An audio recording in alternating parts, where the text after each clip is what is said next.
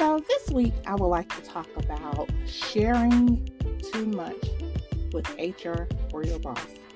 Okay, I work in HR, and sometimes our team members can come to us and share way too much. They want to tell us everything from what's happening with their children, from what's happening with them personally, from what's happening with their dog, from what's happening everywhere within the organization that I work for. And sometimes you're just sharing too much. Every now and again, updates on your kids, they're doing fine, they're doing good, they were in a play, they were in a new concert, all of those things, great things to share with HR and also your boss. But detailed personal information, that's where you need to pump the brakes and absolutely stop. Also, too, you will not want to share when you completely disagree with the organization or the company that you're with. So those are things that we're going to get deeper into in this episode of Career Talk with who? Me, Chelsea. I just want to give you some insight in some of my experiences where oversharing went too far, where oversharing I didn't think it was oversharing at the time. How about that? Didn't think it was oversharing at the time. However, it turned around and somewhat nipped me in the rear. So let's get into it. Let's talk about, hey, why you should not be telling and what you should be telling your manager or HR versus what you just need to hold tight, keep in your pocket, and don't share with anyone in the work environment. So let's get into it.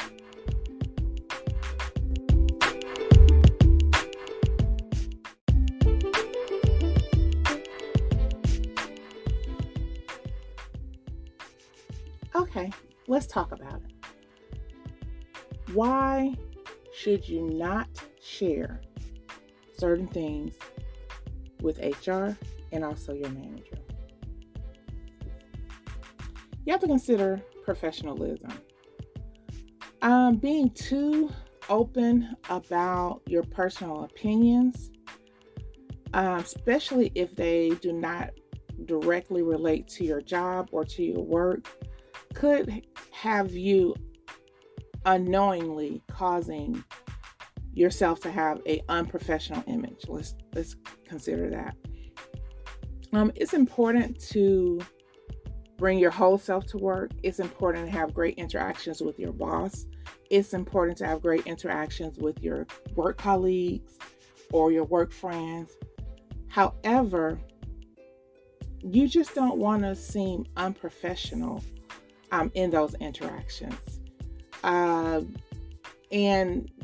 not saying that you need to mask, not saying that you need to continue to emulate or imposter syndrome. I'm not saying that at all. 100% bring yourself to work, yes. But those personal details, let's not talk about them at work. You can talk about some of your personal challenges because, it doesn't make you seem like you're perfect. It humanizes you.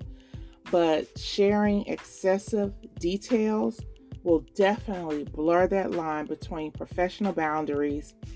And it can also be uncomfortable. You never know. Your manager, your boss, your work colleagues, it could feel, you can create a divide. You can create a situation where they don't feel comfortable. So avoid sharing personal conflicts, personal drama at work, especially if they do not relate directly to your work. Now, if you are having situations where you need to get help and you need to reach out, use EAP or anything like that, you can share some high-level details, but the deep down nitty-gritty, I suggest keeping those to yourself. I think your boss is concerned with you as a person. However, they're really concerned with you as a person that's able to get this work done that needs to be done at whatever organization that you're employed at. And I'm going to give you an example. I was a single mother. I was not married. My daughter's father wasn't in her life. I never shared those details with anyone as I got older or as she got older, because once she was younger, and I shared those details with one of my managers, and it was always a question of if I took off for a day, or I needed to take off for a day for whatever reason it was, she would somewhat question, me being able to take off work, or, not getting, enough pay. And it wasn't as if she was questioning because she was trying to, ensure that I was taking care of my daughter. Her question was as if I was unable to take care of my child, or I needed to work to take care of my child.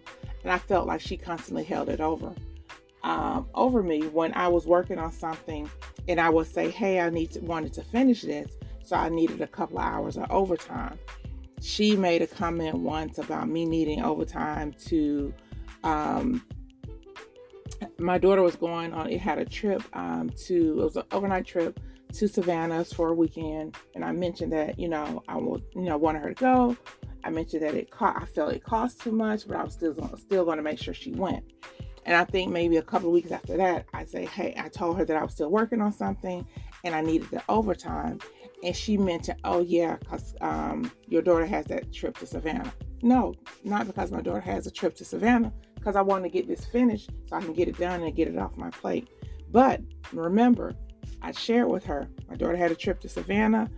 I felt it was a little costly, but I was sending her anyway, and I was going to figure out how to get the money. So that's an example of where I shared a personal issue that I didn't think it was an issue, or I shared something personally that happened in my life, or was happening in my life, and my manager tried to, I think it was a little slick, flip it to indicate that I needed overtime to pay for a trip for my daughter. So just don't share personal details, especially if they relate to your finances, because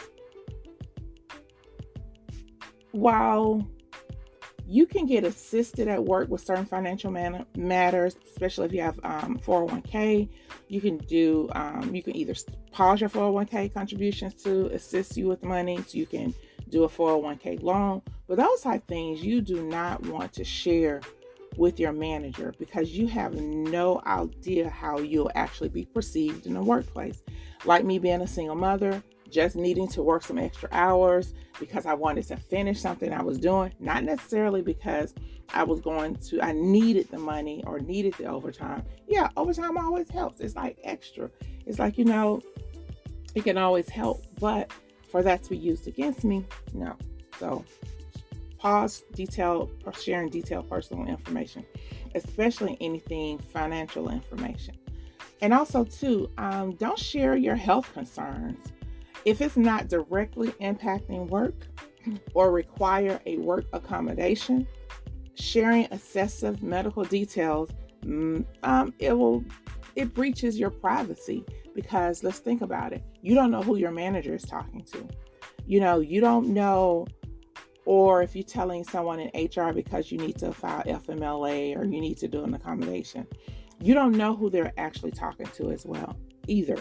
I know at a previous organization that I worked for, the person in HR brought the news to the floor all the time. All of the time. This man had 20 plus years in HR. But when I tell you, if you want to know the gossip, if you want to know the tea, he will bring it every time. So be cautious of that. Because you want to keep some of your privacy. You don't need everyone in your business, and you want to just hold some things close to your chest, especially personal things, especially personal health issues. So if it's not affecting your job, if you don't think it's going to affect your job, you don't have to share those details. Even if it's something that's affecting your job, share the high level details, but you don't have to go into the deep, gory details. Intimate personal relationship problems. If you're in a situation where you need to get out, you need to get help, and you feel your manager or HR can help, please do. Please do.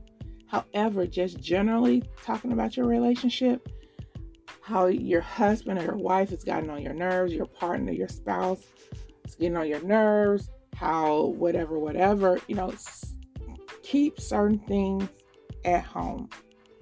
Keep certain things within your family group, or keep certain things within your friend group.